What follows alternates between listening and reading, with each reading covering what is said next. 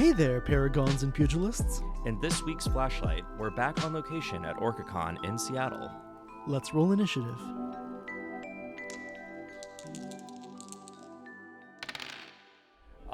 We are currently wandering around the hotel. Boy, are we ever. I don't see any board games being played right now. I do see a sign that says OrcaCon. I do too. You are here. I'm still thinking of those cookies from earlier. Oh, tournament rooms. Okay. This is wild.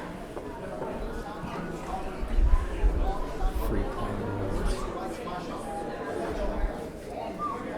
So this is a Catan national qualifier, so we probably don't want to bother them. Keep my head in so carefully. There are 2 wizard hats in the room. I have seen several excellent wizard hats at this con. If this were a video, like documentary, I'm glad that it's not, because we can kind of respect people's privacy a lot better, but it is eating me up that we can't share with our audience how great these wizard hats look. Just have to use their imaginations. This is theater of the mind. Ooh, is it ever?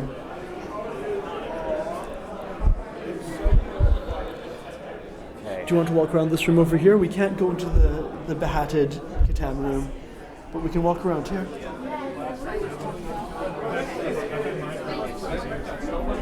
Oh, cute.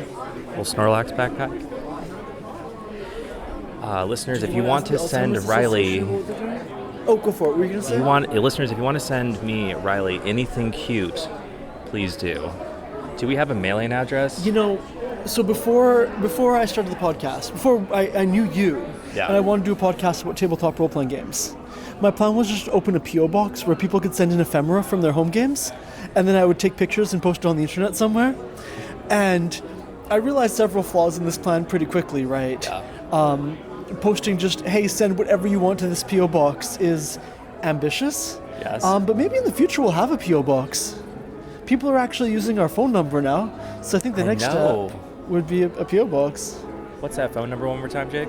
The phone number is 724-320-2020, and if you want to submit an intro for a future episode, just send that in to 724-320-2020, call it in, and we'll feature it in an upcoming episode.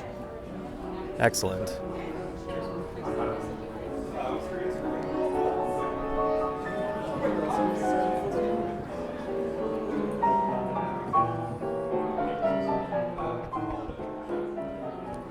Where is it? Right here. Hello. Just to make sure this is okay, we're recording for a podcast. We're just asking people about what their booths do. Okay. Is that something you're comfortable with? Yeah, absolutely. Cool. Well, I'm with the Alzheimer's Association. We're a nationwide organization, and I'm with the Washington State chapter. And so we represent 7 million people that are living with Alzheimer's disease and 11 million unpaid friends and family caregivers. That makes sense. Yeah, so it's a huge number. It's kind of reaching epidemic proportions. And so, frankly, until we have a cure for Alzheimer's disease, which we're desperately working to get us to that point, one of the things that people say is, what can I do now to help keep a brain healthy? Keep my brain healthy, and one of the top things we recommend is doing games. Cool. Board games. My dad played cribbage until he passed away at 95, and so often games are reflective of our memories, like growing up. Hearing my grandparents play like pinochle, the chinging of that. Cribbage was important to my dad and my family, and also just my brothers and sisters, us sitting around and fighting over Monopoly and things like that. So it's like games and memories are tied together, so it's a very poignant reminder of what we want to do, which is like stop Alzheimer's disease, so people can keep those memories. Absolutely, that's beautiful. Yeah. And I played cribbage with my grandfather up into his 90s as well, so I know what you mean, yeah. And I was never as good as my dad, so he hated playing with me.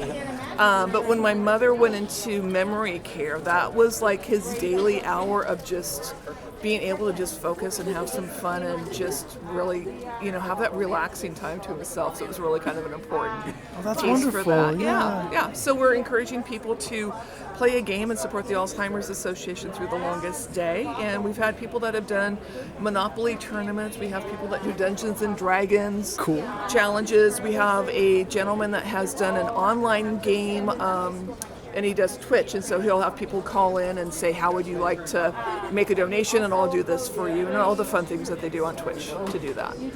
That sounds incredible. Is there a link that we should post in the show notes so that our audience can learn about this? Yeah, that'd be great. It'd be www.alz.org/TLD, which is the longest day. And that's what I am. So June is Alzheimer's and Brain Awareness Month. And seems like every month there's some sort of fun thing that has to do with the games. So Scrabble Day, or there's a National Scrabble Day. We have February 10th is National Cribbage Day, so I'm reaching out to cribbage players. February 27th, I think, is National Pokemon Day. So we're going to be doing kind of a disappearing task force on trying to get people that want to do a short-term event and get people involved to do like a Pokemon Go or a Pokemon tournament in their area. Incredibly cool. Thank you so much for taking the time. One of the uses of the 3D printers we have is making minis. Okay. We have a resin printer, and it's great for printing minis, and Hero Forge in particular sells the files. Yes. That you can use to do that.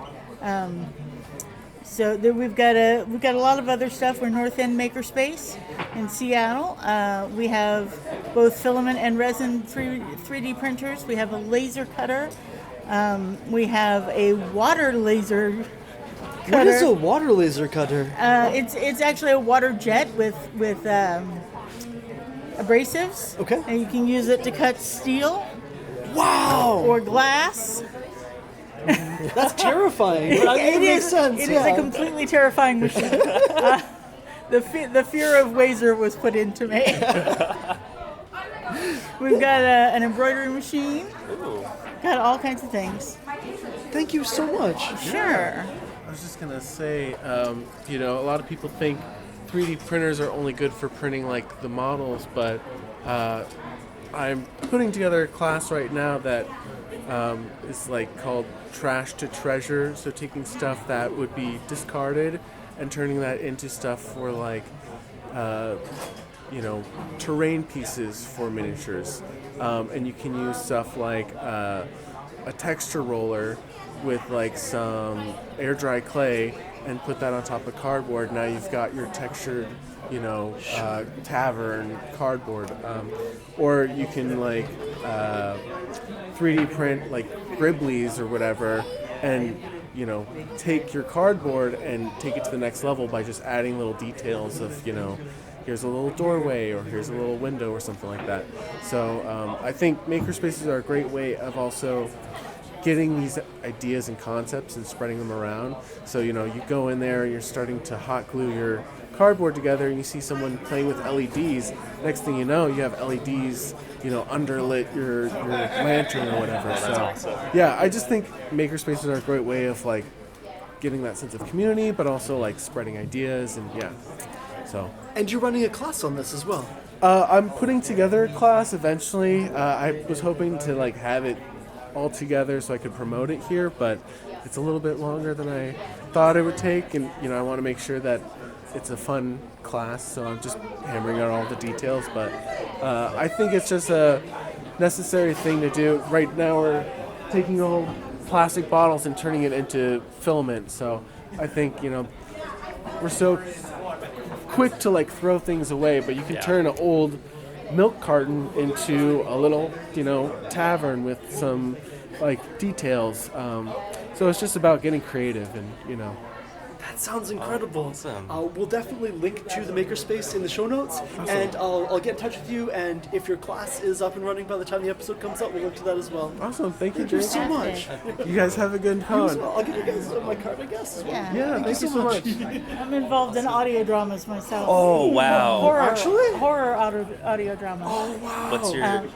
I'm still getting into it, but if you check out a recent anthology series called Waterlogged, you can, the second episode, which is called And It Was This Big, and the 10th episode, which is called Umbrellas Over Seattle, those are both written by and narrated by me. That's Wow. amazing. Is it okay if we link to that in the show notes as well? Absolutely. Thank you so much. Yeah. Is that on all platforms? Or? Yeah, it's on everything. Oh, sweet. And Awesome. it's the second and 10th episode of Waterlogged. Yes. Thank you so much. Yeah. Have a great day. Thank you. Have a good time. People have such cool projects. Hi, I'm Chris Vega from Blue Cactus Press, I'm Philip Sharpskills Jacobs of Rebel Fern. and we're at OrcaCon this year repping our books, which are based off of the idea of liberation and Reveal the Elephant. Which is a board game based on racial equity and how to have effective conversations about race in the workplace. In the workplace. Yeah, specifically in the workplace, because I feel like we focus a lot on it just in everyday or regular, I don't want to say regular, but society in general Right. at large. In the workplace, it's very taboo. You have a lot of organizations that are scared to get sued or don't want to bring things up, but we're still bringing ourselves to work, and there's things that are happening to us or things that we're experiencing that we still deal with in the workplace. So what better, frontier to go after and to put a tool like this in that specific area. We made it for organizations, but the mechanics of the game lend themselves to any group. Yeah. So if you are going to be talking around it, we did test the game out and build it in a way that a group of friends on a couch can play it, a family around a table can play it, literally any group of 4 or 5 people or more can play the game. And it's really beneficial. It's very, at the heart of it, it's just peopling better. That makes sense. Thank you so much. Thank you all. We'll link this in the show notes for sure. We might start with it. Yeah. Awesome.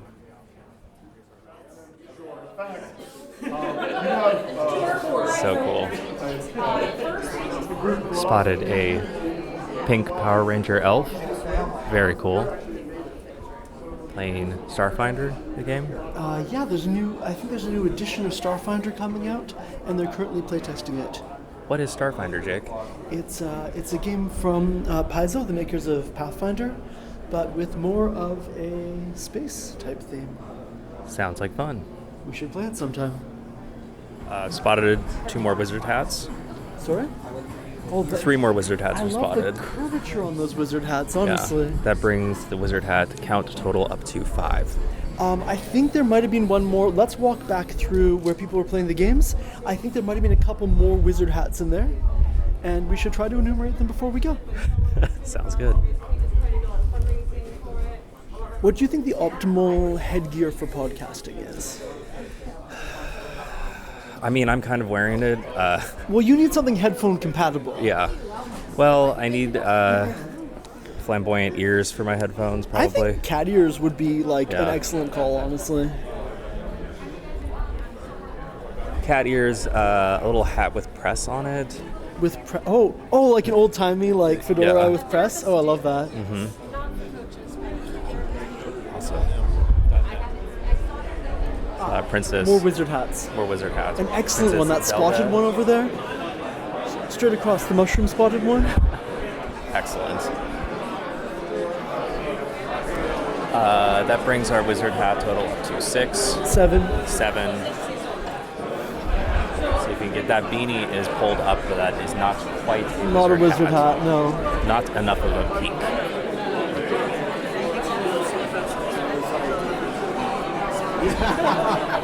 Yeah, I mean, I think I saw a gnome hat earlier, but we're at 7 actual wizard. You gotta have a brand, Confirmed or else wizard yeah. hat. Otherwise, it's a gnome hat, which is not the same thing. And we're not counting gnome hats. No, we don't care about gnome hats. I mean, we do, but not for these purposes. Jake's personal opinions on gnome hats do not necessarily reflect that of Campaign Spotlight in total. All right, thank you to our legal counsel, Reilly. Direct any lawsuits or other considerations to Reilly Esquire. Okay. Did you want to Elf see what ears. this is in the corner over here with the sign up? Black shield.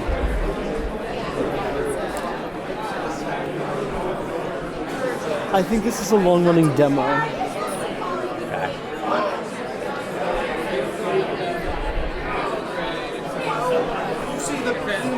Treasure of a Dragon. This is a demo, yeah.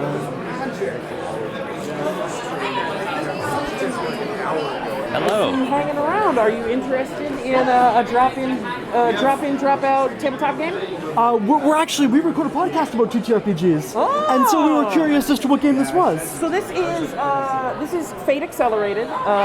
This is Black Shield Productions. They come to a lot of conventions. They run a con game. It's one of my favorite formats. However, I do not work for them. I am just a fan. So I would actually recommend talking to... I love your confidence in Gravitas. I was like, oh, this is the publisher here. We'll come over there one moment.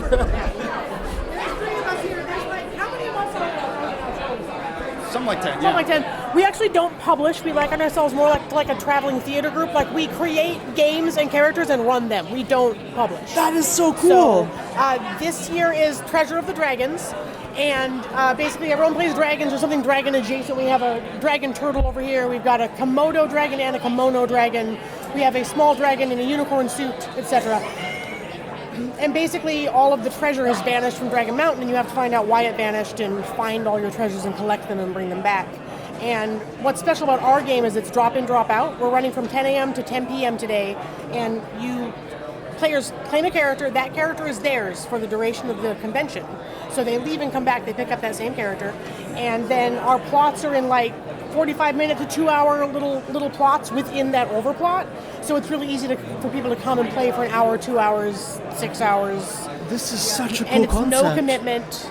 We started in a convention in Montana, in Great Falls, Montana, like 10 or 12 years ago, because people were between games or between panels and they didn't know what to do, and we wanted to fill that space with something fun and easy to pick up and with a really low... Something that can be kind of a filler in between, Yeah, we get tons in of between first-time games, gamers. so. That makes a lot of sense. Yeah, we just want to bring, and all of our games are really, cinematic and easy to pick up and play, and we go for action and player agency. They've also done things like, there was a thing where there were, sentient animals with D&D powers, more or less. Oh yeah, Forest of Heroes was forest creatures doing classic high fantasy D&D. There were Chickadee Paladin is what I played. And then before that, there was the Marvel game where I was playing Thor in that one. And, we did that was Rescue New York. Yeah, so we have regular players. We're less. We've been on the west side for less time, but we're already picking up. Now I'm advertising. We're picking up regulars who obviously enjoy our games. Right. And our goal is, as you see, we just waylay people when they're coming by. And I love the strategy. Yeah. And there's a self-described #1 fan. If Black Shield's got 1,000 fans, I'm one of them. Yeah. If Black Shield's got 10 fans, I'm one of them. Yeah. If Black Shield has one fan, it's me. If Black Shield's got no fans, I'm dead. Amazing. For real, they were talking about doing these as a small format game to do between games. This is my main event at a lot of conventions I go to. One of the things that really elevates my enthusiasm for an event is if Black Shield is running a game. I have been gaming with them since 2014, 2013, something like that. 6 years on at MizCon in Missoula. I was going to that every year. Had to take a break for a while, and so this is my first time coming back to one of their in-person events. I've been super excited. I did a 24-hour game-a-thon with them. Passed out in the middle of one of them, but hey, whatever. It's such a... in a lot of ways, what I find very appealing about this, I come from an acting background. I think this format is very, very forgiving for people who want to get into TRPGs, for the role-playing, for the improv, for the yes and. I think that their crew really has an excellent idea of making it a very accessible space, and helping people really get into that, I want to get into RPGs, not because I want to play a really complicated tabletop miniatures battle game, but because I want to have fun, exciting stories. And I think a lot of the Black Shield crew is really, really good at delivering those exciting moments, those exciting stories, and fostering a very strong community where people are they're coming up with fun ideas together. They were talking about this, the Woodland Critters game. They had a 4-year-long arc, which was a sci-fi game, and you had people playing the same character for 4 years. Wow. One weekend a year. So in a lot of ways, you're also getting the experience of playing a multi-year, narrative campaign, and sometimes you're getting that in one weekend with Black Shield. That is so cool. So in a lot of ways, this is an excellent microcosm of the tabletop role-playing game experience. Very so, cool. as a fan, This is the best fan pitch I've ever heard. I'm going to give you our card. You you will be on the show, obviously, talking about this. Thank you so much. The short version is I used to write Dungeons & Dragons full-time. I've gotten really tired of the thick, expensive books that give you homework, so I made it easy. Awesome. And this is a tabletop role-playing game similar to Dungeons & Dragons, but so much easier. I can teach it in 5 minutes. What's the game called? Start Here. Very cool. And is it in kind of a fantasy-type milieu like Dungeons & Dragons? So I've got 4 different campaign settings in the initial box set. Which Serpents and Strongholds is the fantasy setting. Star X is science fiction. Wizards and Wranglers is Wild West with elves and magic and dragons. And Zombiesaurus Rex is the modern day apocalypse, where scientists resurrected dinosaurs using modified zombie virus. Something went wrong, but they put in a back door. They wanted to control the dinosaurs with sound. So now the best zombie fighters are rock stars. Oh, extremely cool. Thank you so much for telling us about this. You're welcome. I am coveting the wizard hats intensely. Yeah. Like I don't think I have a good head shape for a wizard hat, but boy would I love to have a wizard hat. Listeners, if anybody wants to send Jake a wizard hat, please do. I mean, many of our listeners know I have a large head, so it's a challenge to find a wizard hat that fits. What is the circumference of your head, Jake? I've not done the phrenology on this, unfortunately.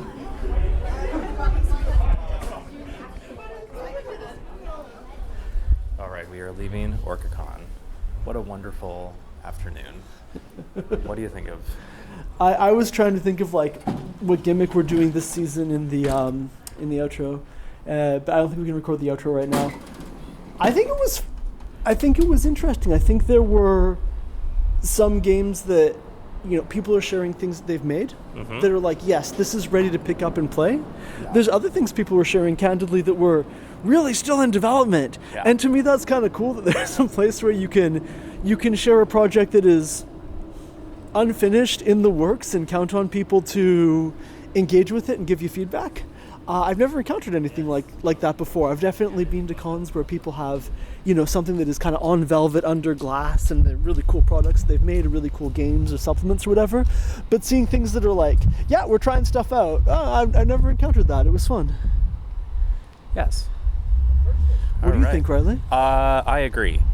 I had a great time holding this mic and put it in people's faces. With their permission. With their permission. I am... Yeah, I don't know. Is this tape usable? I don't think so. Yeah, I think our guests are usable, and then us talking is I don't know. We're not as charming as our guests. All right, we love you guests. We love you listeners. Sweet dreams. Sweet dreams.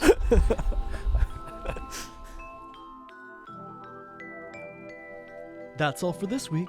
Thanks again to everyone who took the time to talk with us at OrcaCon. I'm Production Master Reilly. And I'm Dungeon Inspector Jake. If you enjoy the show, consider subscribing and leaving a review, which helps other people find Campaign Spotlight. If you'd like to support our work, consider going to patreon.com/Campaign Spotlight and becoming a patron.